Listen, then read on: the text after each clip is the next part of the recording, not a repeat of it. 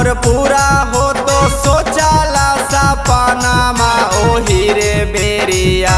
जैबो हमें देवा घरावा ओही रे बेरिया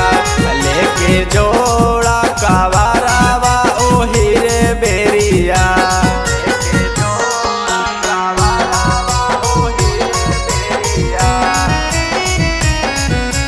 माँ शीतला रिकॉर्डिंग स्टूडियो बिहार शरीफ।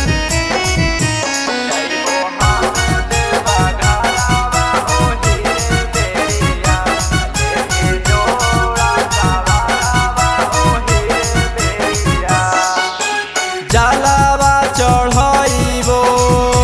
बेलपतरबो चढ़ाइबो बोलबम बोलत बाबा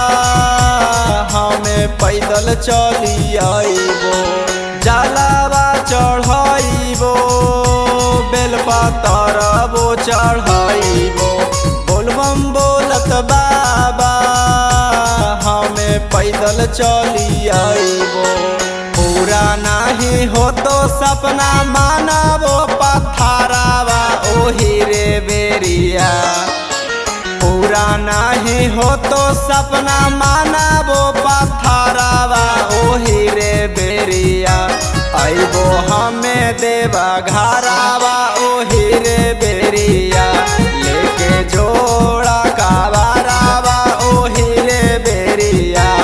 आइबो हमें देवा घरावा ओही रे बेरिया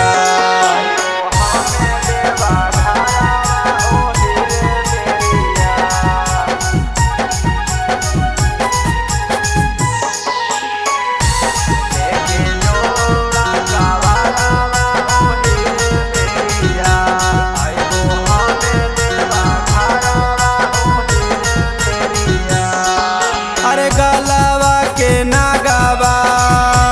बाबा लिखे हैं हमर भागवा